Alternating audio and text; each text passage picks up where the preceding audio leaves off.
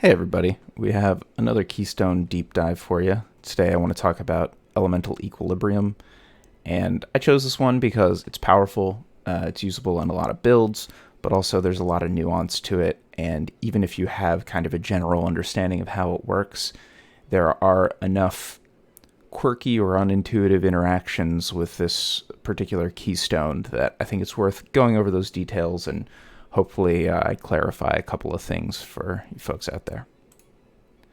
So first, let's just review what it does. When you hit an enemy with elemental damage, they gain resistance, 25% resistance, against whatever type of damage you dealt, and that includes all types you dealt. So if you deal a combination of types of elemental damage, they gain that resistance against all types. So if you deal just fire damage, they gain bonus fire resistance. If you deal fire and cold, they would gain a bonus to both fire and cold. And the enemy has a resistance reduction applied, negative 50%, quite a large value, for any type of damage you did not deal to them with that hit. So in the previous example, if you deal fire, I said they get a bonus against fire resistance. Well, they get this resistance reduction applied against both cold and lightning.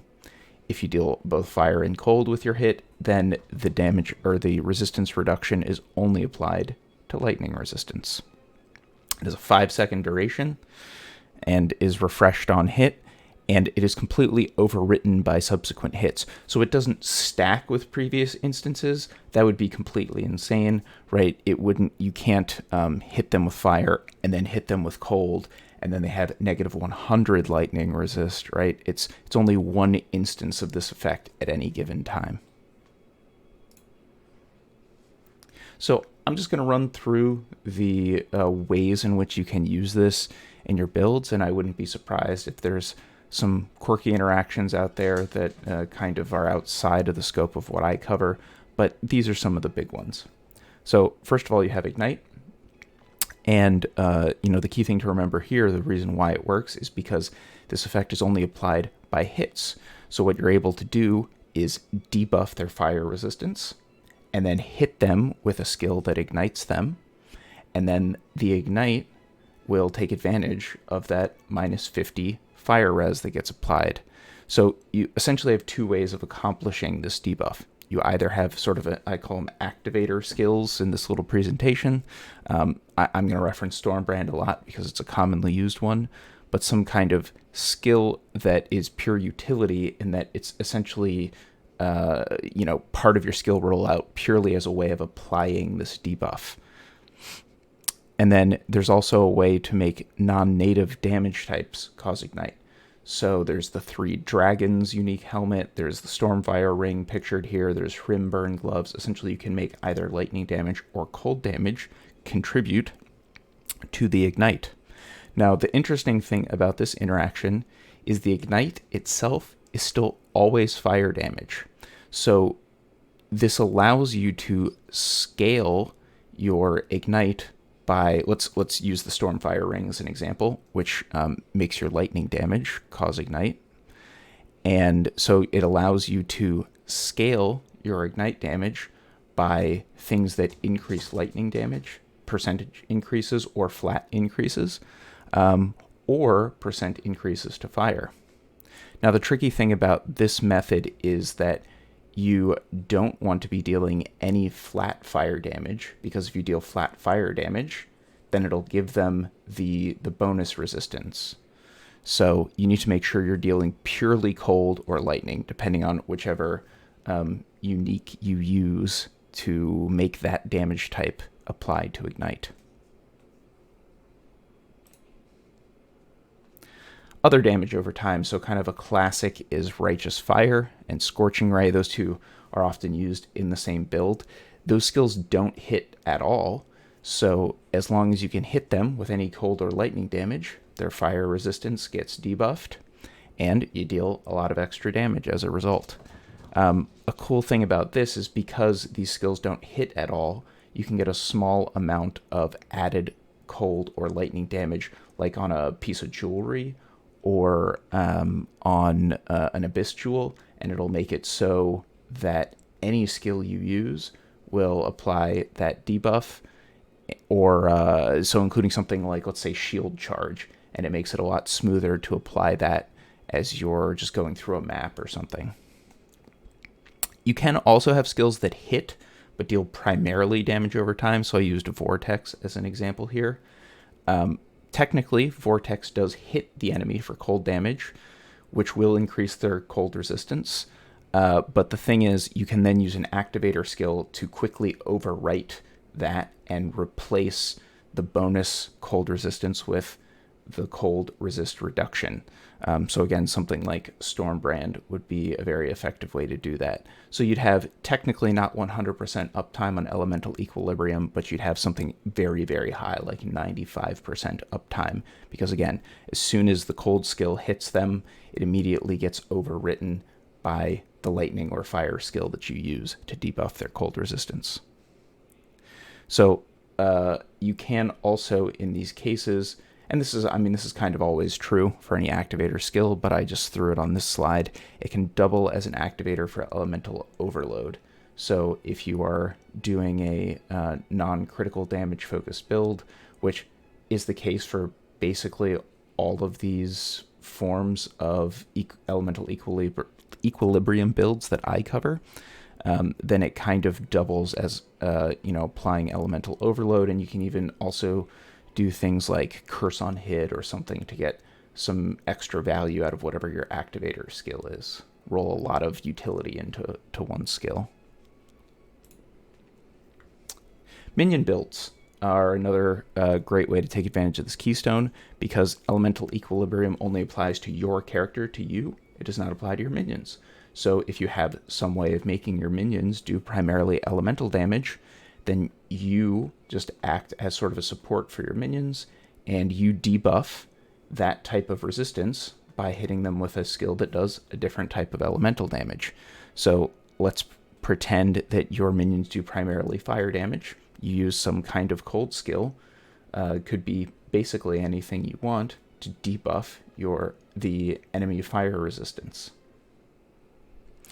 Some ways to do this: there's this unique pair of gloves, the Triad Grip, which allow you to fully convert the minion damage type to whatever type you want, actually, whatever elemental type you want.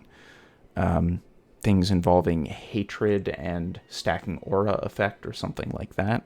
You can do flat damage stacking with auras or abyss jewels or combination. You can do minion instability based builds, so you can stack minion life and ways to cause sort of self-damage to your minions and then make them deal a lot of fire damage and then debuff that fire resistance. And then there's a wide variety of different specters that do all kinds of different damage. And again, you can apply the appropriate debuff for whatever specter you're using. You can have a build that rotates damage types. So either you can use multiple skills. Let's say you bounced between, Ice Nova and Shock Nova. I mean, I don't think anybody's really running that build, but just as a random example, if you bounce back and forth between the two types, then you will never suffer the downside. There are also prismatic skills, a recently introduced gem tag, and that only applies to two skills currently, Wild Strike and Elemental Hit. And what this tag means is that these are skills that deal all three damage types, but the damage type that it deals is only one at a time, and it rotates between the different damage types. So Wild Strike and Elemental Hit are both capable of dealing fire, cold, or lightning damage, but again, only one damage type is selected at a time to be dealt. You can mess this up with added damage on other pieces of gear, like a piece of jewelry or something. At least with Wild Strike, Elemental Hit actually prevents you from dealing any type of damage except the type that is selected by the skill. The other thing that the Prismatic tag says is that these will never repeat. So it used to be that Wild Strike, it was random, and 2 out of 3 times you would benefit from the upside of elemental equilibrium, and 1 out of 3 times you would be punished because it would choose the same damage type twice in a row. Well, they recently made it so that can no longer happen, so it will never select the same damage type for 2 hits in a row, which is pretty cool. It means both of these skills can have 100% uptime on elemental equilibrium. Then we have Malachi's Artifice. This is a unique unset ring, which means it's a ring that has a socket in it. And whatever gem you socket within that ring gets the effects of elemental equilibrium applied to it locally. So not all of your skills will apply elemental equilibrium, only whatever skill is socketed within Malachi's Artifice. And it works on minions, so just a very common way people use this is they stick some kind of golem in there. So let's say a lightning golem or a fire golem, or even a stone golem with an abyss jewel that adds a little bit of flat elemental damage.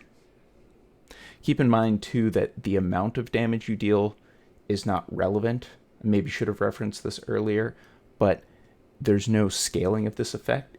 It's either on or off. So if you deal even 1 damage of any elemental type, then the effects of elemental equilibrium kick in at full effect. It doesn't matter whether it's 1,000,000 damage or 1 damage. So what this means is that you can then use main skills that hit quickly or multiple times without suffering the downside of elemental equilibrium that normally comes along with it. So something like Cremation that shoots out lots of projectiles and hits multiple times, or something like a Mine and Trap setup where you have sort of multiple instances of the cast occur, or you could even use something like Unleash or Spell Echo setups or whatever. There's a lot of options out there. I just threw a few on here. And just a couple little miscellaneous tips for this. One thing you can do to get around the downside sometimes is throw brutality support on your utility skills. So let's say, for example, you're playing a Righteous Fire build and you really want to use Flame Dash as your movement skill for whatever reason. It just works best in your build. Well, normally that could be an issue. You'd have to be worried about actually hitting the enemy with it because then you would boost their resistance. But if you throw brutality support and link it to that, then you would avoid that downside because brutality prevents any non-physical damage from being dealt by that skill. If you wanted to use Tempest Shield as a way of gaining a little bit of extra, block and spell block, there's a million different ways this can be used. And in some cases it's unnecessary, right? Your activator skill might overwrite the negative effect so quickly it's not a big deal.